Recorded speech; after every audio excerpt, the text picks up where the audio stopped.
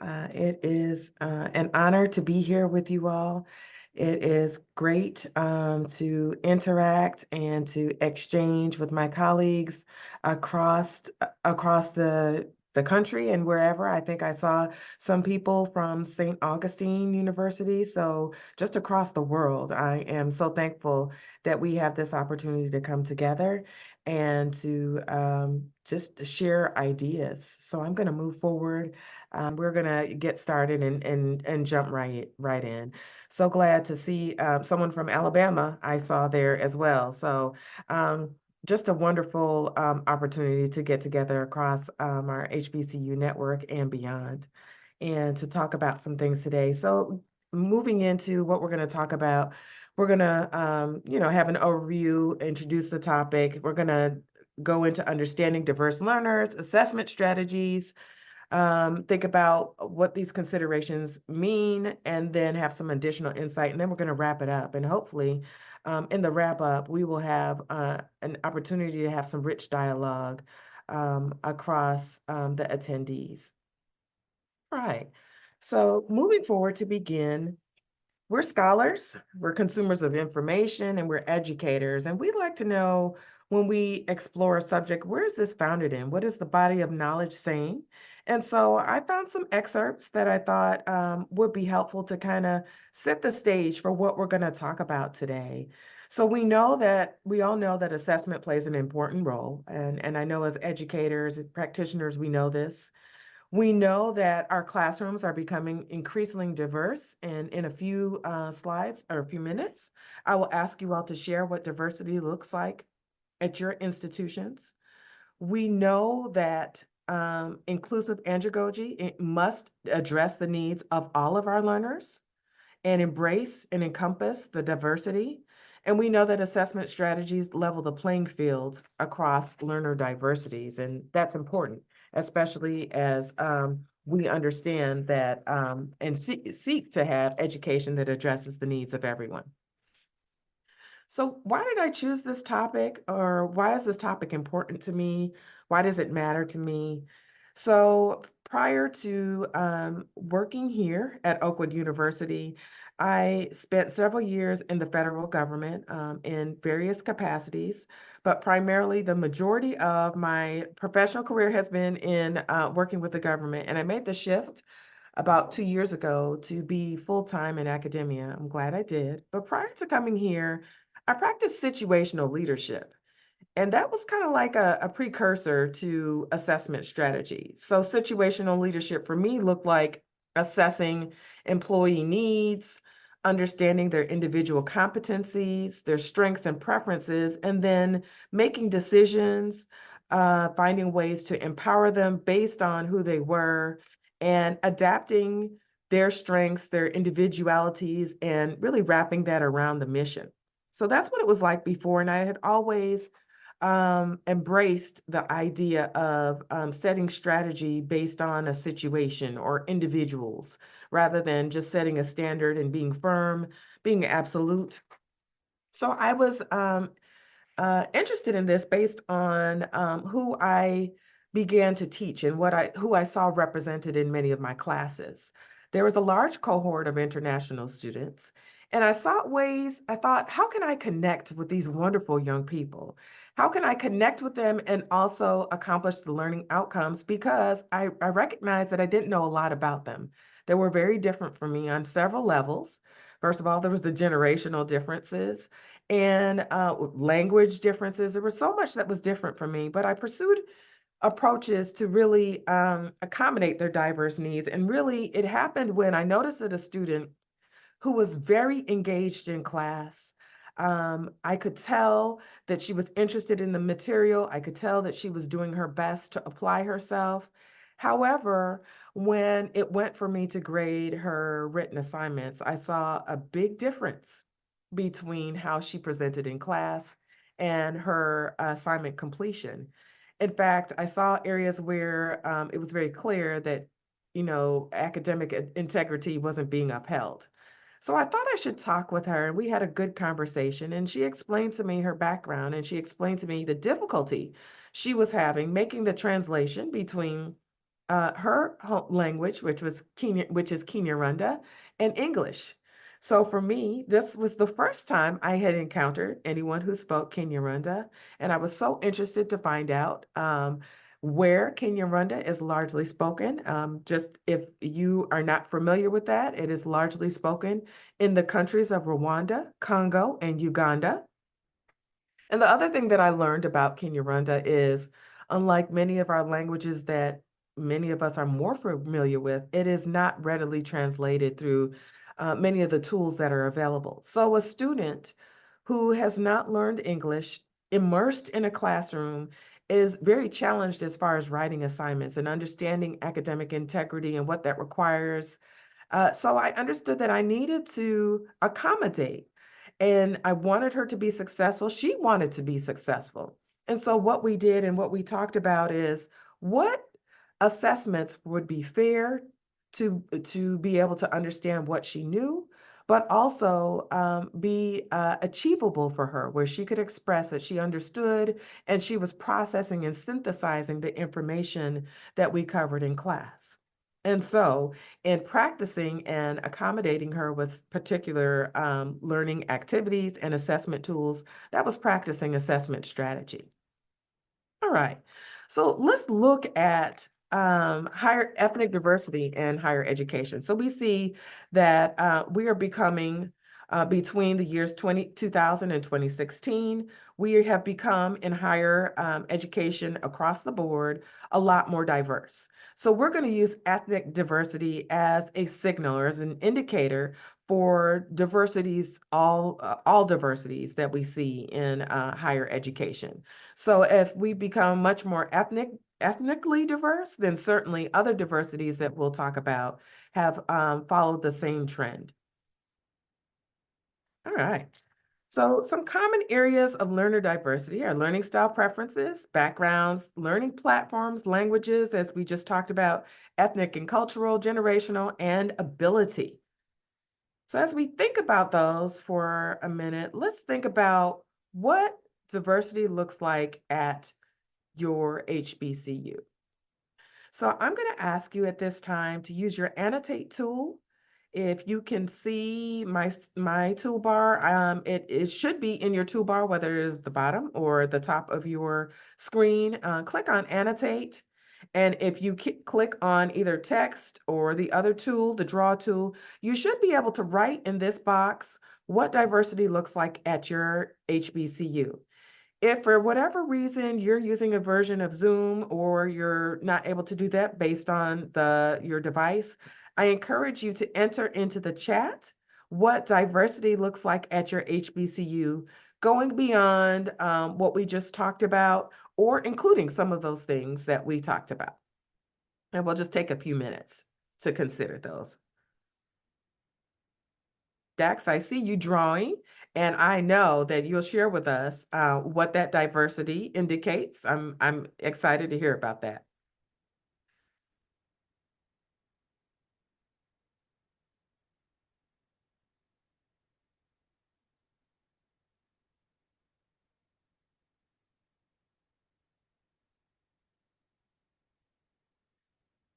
All right.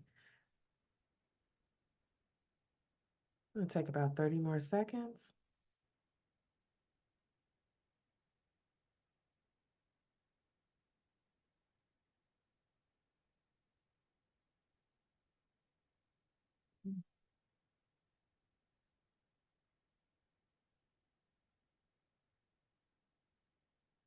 All right. So as we contemplate and as we're talking about a few of them, feel free to continue to put them up there. What I see in this box, I see age. I believe this is nationality.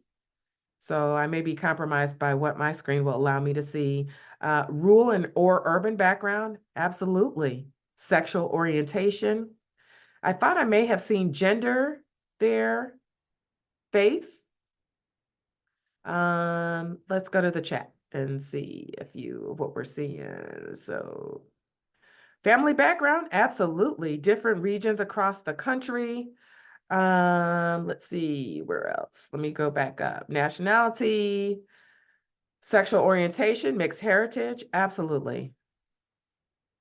Prior knowledge, access to technology, that's wonderful. So we're seeing a lot of diversity that goes beyond uh, just ethnicity or gender. Diversities encompass so many things, and it's so important that we consider those things as we think about who we are teaching and how we adapt assessments to match our learners.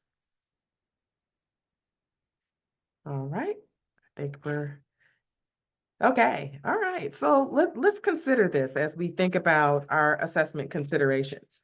We know that there's significant diversity. So what does this mean? How does this show up? So I have an example of a student where for many years before he got to college, he felt as though he didn't have the ability. He didn't feel like he had the capacity. I think that maybe that feeling was reinforced. Many opportunities missed to empower the student. So, because of his feeling that he did not have the ability, when it came time to take a test, he became really anxious. And he shared with me, he said, Dr. Turner, I really don't like tests. They make me really anxious. So ability, that learning diversity, really, it was a consideration with his comfort with assessments. So I thought about that, and I recognized that certainly he was not the only student who had some anxiety with test. So I thought at a very simple fundamental level, perhaps I can recast tests as assessments, and that assessments aren't just seeing how much you know. Assessments are helping me understand as well how well I'm delivering the content for you. So, in offering that alternative perspective at looking at assessments, this individual was, I'm sure he's not perfectly comfortable with tests, but in my assessment strategy to serve the diversity based on his ability, that was one way, and that's an example of assessment comfort. So another example is language. We have many students here that represent Latina, or that are Latino students. And one of the things that I found many young adult learners enjoy is Kahoots. Gamification is a wonderful way to assess learning. However, a student talked with me after class and he said, I really don't enjoy Kahoots, and I feel like it's not a good way for me to demonstrate how much I know. Because those of us who English is not our first language, we're taking more than 20 seconds to answer the question. For us, we are in our minds, we are translating to our primary language, and then we have to then process the answer. So it takes us longer than 30 seconds. And for us, it is not a good experience. So that's another example of when we use assessment technology with language, with that learning diversity to consider. So as you review this slide or look at this slide, you can see with different learning diversities, what are some of the considerations that match? And I'm sure it goes beyond what we see here, but we can think of the content, the technology, and the comfort. And we as educators have to consider that in building an assessment strategy that strengthens students and supports learning outcomes. All right. So what are the guiding concepts that support this? What are we founding this on? What are our bases? We know that diverse students have varied learning styles, backgrounds, and as a result, different needs. So, as faculty, understanding the diversity is important. It helps us develop techniques and assessments that support them, that facilitate their learning. We know that assessments help us, as I mentioned before, as I cast it for the student who had anxiety around test taking. It wasn't really something that I made up, it's true. So when you take a test, you know how you've done. And many times, well, if I've done well, I want to continue doing well. If I haven't done well, then hopefully I'm motivated to improve and increase my engagement and effort as a student. For those of us who are educators, it signals us to understand and to adapt to educational needs. How well are our students understanding the material? What might we need to do differently? Educators also can use adaptive assessment strategies and still achieve learning outcomes and objectives. So, as I read through the literature, I saw that there was hesitation sometimes to apply adaptive learning strategy because there's philosophies that, well, if we do it this way, we will not be maintaining the standards for education that have been set forth for our institution or our program. And we find that that is absolutely not the case. In fact, they support those standards. When we adapt, we are just making sure that the playing field or that education is achievable. And we are encouraging students to achieve by using assessment strategies that match them. We're making sure that what we're doing and that their success is achievable and there's equality in for everyone to be able to make progress in the same different methods, but make the same level of progress. All right. So as educators, I'm sure that you are familiar with have already implemented many assessment strategies. We know that adaptive assessment is many times we see this in electronic tests, things like not necessarily in a setting of higher learning, but like a map test for elementary schools, where the better they do, the more difficult the questions are.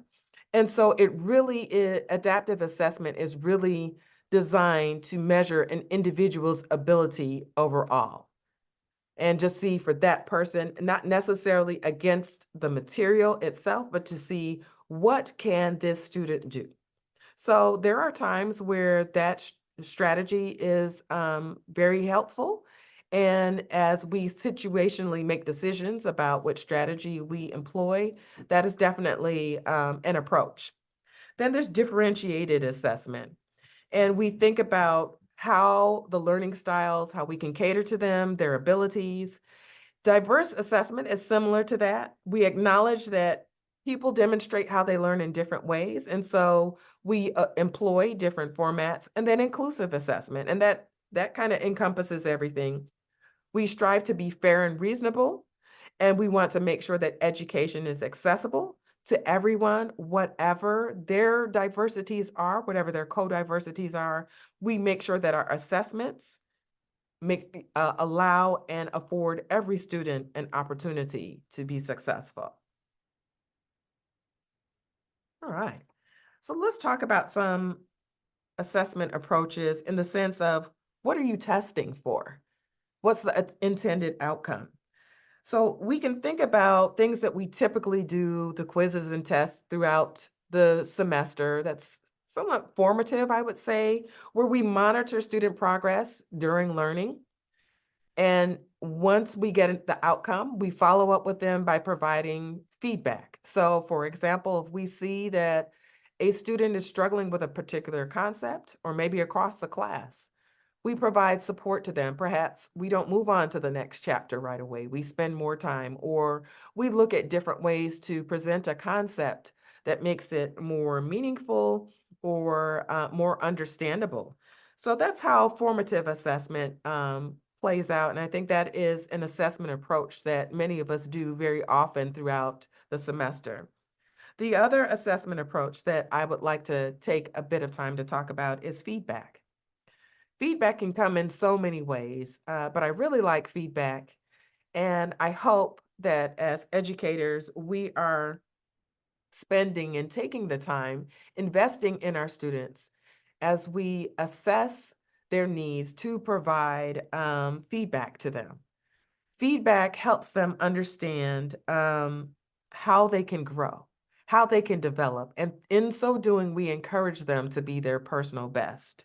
So many times there's particular criteria that we provide feedback on. Sometimes they just want feedback on how am I doing? What might I be able to do differently? What might I consider as what might I consider as I am moving forward? What are some of the things that you see?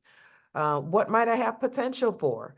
what might be my areas of strength, what might be my areas of development.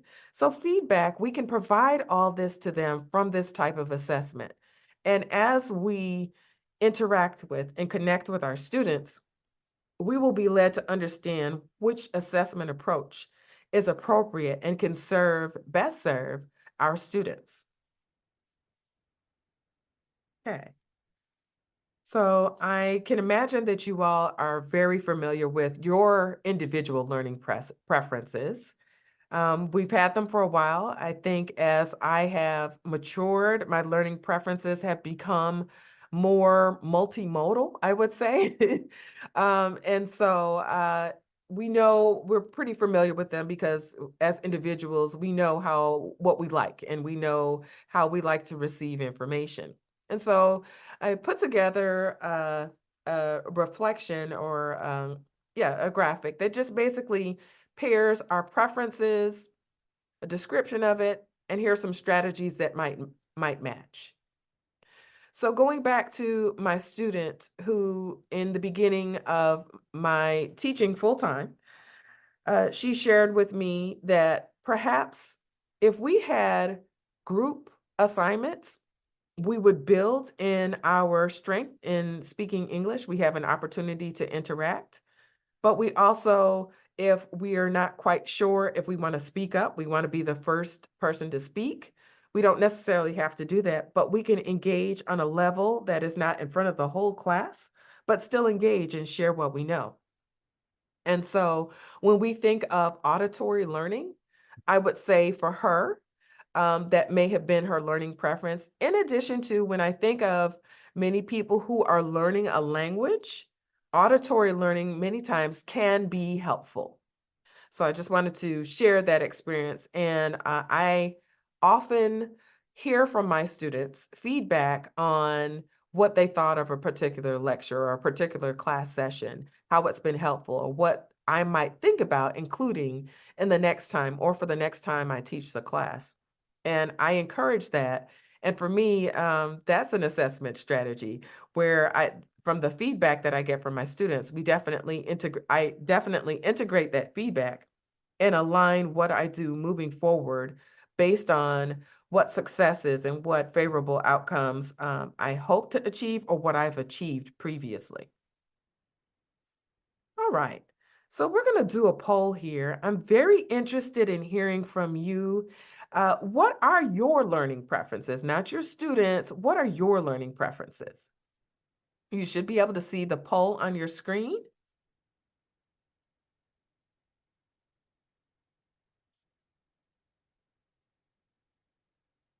All right.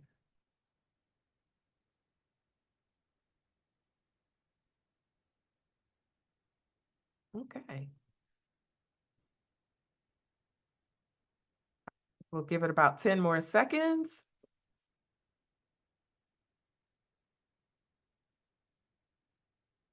All right. Let's see. All right. So we'll share our results. Okay. So the majority of us are multimodal or prefer multimodal learning. That's great. Visual is pretty strong, and that's interesting. That's interesting to know. Auditory is significant, and reading and writing, I would say, might be next. So across this group of educators, we see that we have diverse learning preferences, and multimodal is demonstrates that. All right. So what does that mean? All right. I'll try again to move forward. What does that mean? So there are some implementation considerations. When you think about your strategy based on learning diversities, we understand that assessment strategies really is a concept of success. So when we think of being successful in higher education, we need to think about assessment strategies. Gone are the days when we say, well, this is the way I like to administer tests. This is the way I would like to do things because this matches what is convenient for me. Excuse me. We are now, we have to think about what is feasible for all of our students and what will, and give me just a second to bring the slide back up. We need to consider what are the needs of the students that we serve. All right. Okay. All right. We also need to know that what students have learned is important to engage them in the learning process. So we know what they've learned so far. Perhaps we will shape or craft our lesson planning around that. We know about the backward design. Many of us are familiar with that concept. So when we have assessments, they tell us so much about how we can engage our students and how we can really optimize the learning experience for them in the learning process. We know that a strategic assessment really cultivates an inclusive learning environment. And how appropriate is that for us? We need to make sure, and we know that many of our institutions, we exist because many learning environments were not inclusive. And so that is a part of what we have to cultivate and recognize that there are diversities beyond what we typically think of diversity and how they manifest and show up in the learning experience. And so in recognition of that, then we build strategy to support the different co-diversities that we see. All right. So for additional consideration, we talked about how diverse, what our learning preferences are, but I'd also like us to think about some diversity in faculty. So this is across all institutions, not just HBCUs. But as you can see, faculty gender diversity, it is still primarily male. Then let's look at ethnic diversity.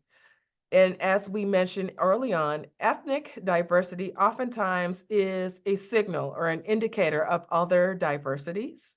So when we look at this, what do we see? We see that faculty across institutions in the United States is still primarily 80% Caucasian or white, and still primarily male, much more diverse with gender diversity. So when we look at ethnic diversity, what it says is the trends in diversity for faculty have not matched the trends in learner diversity, but learner diversity trends. So how does that influence learner assessments? Many times when it's when we recognize that we are diverse, that we are able to respond and deploy our best in response to that. But if we don't see the diversities, if we don't see and we don't recognize and we don't understand how those diversities show up and how they can change the course of a learning experience, then we don't fully understand how to best reach our students. And so with faculty not necessarily being very diverse, you can understand why this is an important concept, why assessment strategy is critical, understanding that our students come from varied backgrounds and experiences. And we ourselves, as we looked at our learning preferences, we recognize that we have differences in the way we prefer to learn. So if we have those differences, how much more do we need to consider if we prefer to receive information differently and we prefer to deliver information in different platforms? How much more is it important in the students that we serve that we consider what their preferences are and what their needs are in relation to their learning diversities? So again, how does adaptive assessment, how do adaptive strategies influence academic standards? I say they would reinforce academic standards. They do not take away, they do not degrade them. They reinforce the standards of learning where every student has an opportunity to succeed, and not only succeed, but be excellent. And that's a lot of, that's why we're here. That's why we invest our time to make sure our students have an opportunity to pursue their bests.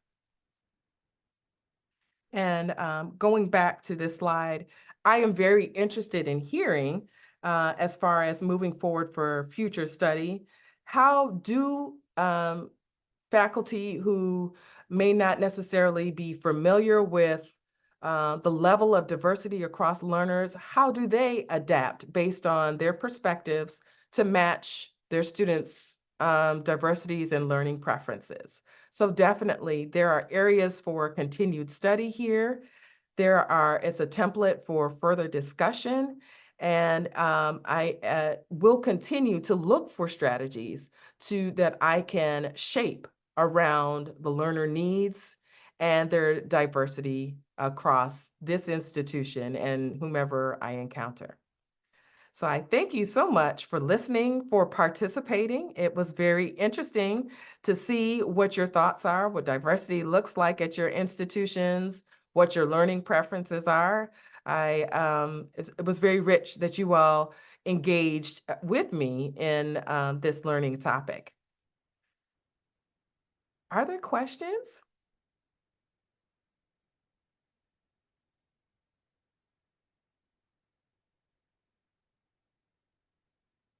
Right.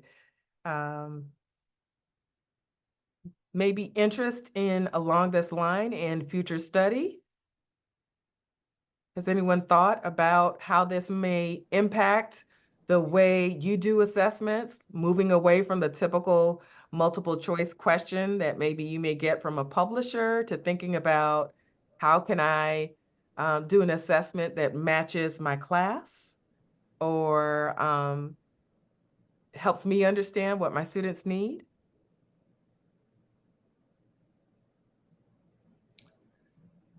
Yeah, I good good morning or good afternoon, Gerard Polk, Lane College. I'm about to enter the fourth quarter of my doctoral studies, and I'm still kind of at a loss of which direction to go as far as a dissertation. But so I think what you just shared was what I was about to ask. What kind of study would you recommend? And to be even more specific, in the past, I've done a lot with male mentoring, but right now I'm in the area of continue to establishing our testing and evaluation center. And so what I'm learning is, as far as assessing students, I am learning how to be diverse in order to find proof that students have mastered those skills that they have supposed to master since they've been here. So yeah, I'm just open for ideas and suggestions that I can take and just look over, you know. Hmm. So, sure. So, first of all, congratulations to you on your academic journey. You've come a long way, and our thoughts and prayers continue with you as you continue and you move forward. So, I would say if this is a topic and an area of interest, that's awesome. I think further study on this topic will really enrich the body of knowledge with whatever you derive as you study this. Uh, I found on the next slide, I included some references, and because this presentation will be available, I encourage you to pull from these references, and wherever they lead you, follow that, because within a reference, there's always, or within an article, there's several references that will lead you on a path to further explore this topic. So I think those are my two suggestions. Start with something that an article that contributes to the topic of interest. And then as you derive information from that, then look at where that person derived information, the literature that undergirded their research, and then pour through it. And I also recommend, in addition to the scholarly research, the literature, asking questions of your colleagues. What do they do? Because I think that was one of my first questions when I encountered the large international group where I didn't know, and I'm embarrassed to say, I didn't know that Kinyarwanda was a language that they spoke. And so I started asking my colleagues, well, these students are here. What are you doing to when it comes to assessing their strengths, or assessing if they're getting the information or just doing regular tests. What are you doing when there's a discussion and they aren't typically participating? How do you do it? And so that's another point upon which you can build. When they may say, well, I don't do anything. Sometimes that happens. Or they may say, here's what I found, and it's been very successful. Here's how I've adapted how we assess what they know in the class, and build on that. And that may be a topic for further study as well. So I know that many of our students, in general anyway, are using AI tools much more than before, since I would say a year ago. And our students who may struggle as far as language, they use it often. And so there is a lot of literature now that is being written about this topic because it's a big deal. And it really it leverages quite an impact on academic integrity if artificial intelligence is not used appropriately. And we know that students will find ways to get answers, especially if the answers are hard to come by. And so that is an area of assessments as well. And understanding and recognizing that, I started doing some assessments where they actually had to use Chat GPT or whatever tools were available at the time. I wanted them to be able to glean the answers from there and be able to then apply the skills of academic integrity or use the standards of academic integrity to provide a full answer to my questions. So, Noted, and thank you. thank you. I just want to jump in for a quick moment. I'm just gonna put the just because we're approaching 12:45, we can kind of keep the discussion going. I think we have a hard stop at 1. So if people want to stick around, that would be great. But also no obligation to. But I just want to put the evaluation for today's session in the chat, as well as the link to the Teaching and Learning Center LinkedIn page, in case anybody wants to access that via the chat. And thank you, Dr. Turner, for putting the last slide up. You can also access the Teaching and Learning Center LinkedIn page through the QR code, as well as the bit.ly link for the evaluation. There's also the contact information for myself, as well as the Director of Strategy and Operations, Geneva Dampere, as well as just the Teaching and Learning Center email. So yeah, but with that, I can give the discussion back.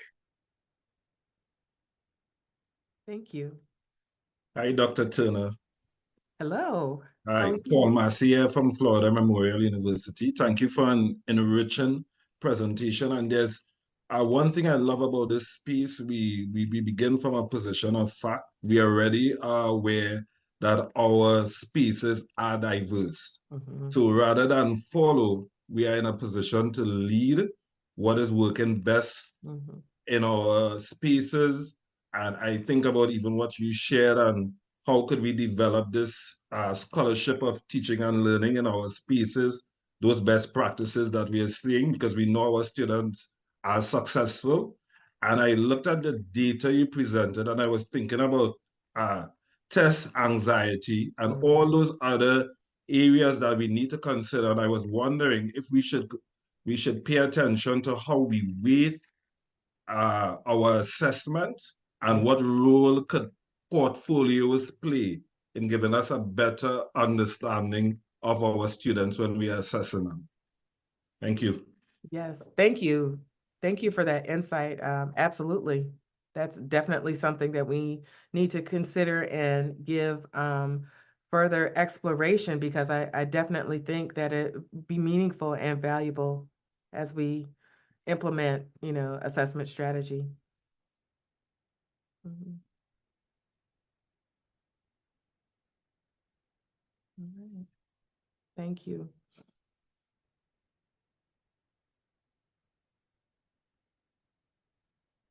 I just Hi, want to Dr. uplift some of the comments that we had in the chat about this session. So it seems as though a lot of faculty really gleaned a lot of information and kind of ideas and strategies to incorporate in their assessments. So that's great.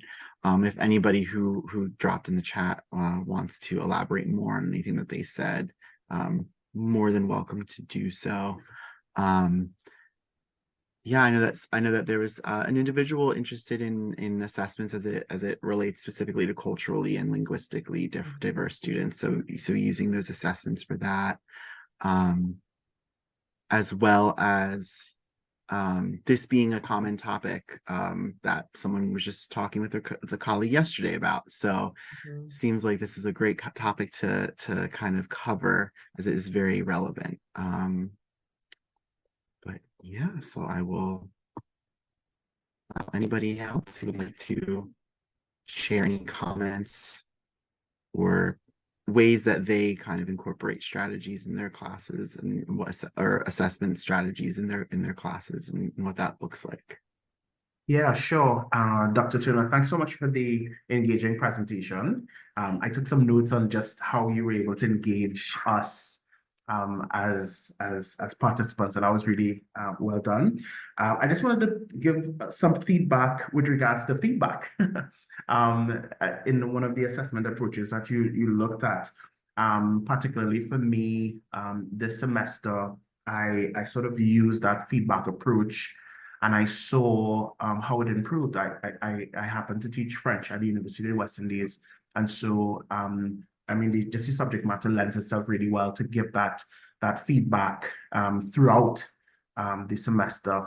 And I thought it was such a great move to do so, because I think sometimes we can get so carried away in obviously trying to get the formative and the summative assessments in, that we forget the role of feedback and the importance of being able to help increase outcomes, right? Increase learning outcomes, as evidenced by obviously the grades that students are able to get. So yeah, felt very validated by what you shared. So thanks for that.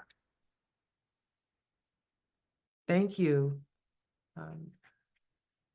And you said University of West Indies, sir? Yep, that's correct. Okay. Well, I am curious what the weather is like there today, because it's probably not. Very, very hot. Oh, It is in Trinidad, so yes. very, very hot. Yes, yes. Well, I would say it was a nice contrast to what it is. Yeah. We're never satisfied, but thank you so much for your feedback on You're feedback. welcome. Thank you.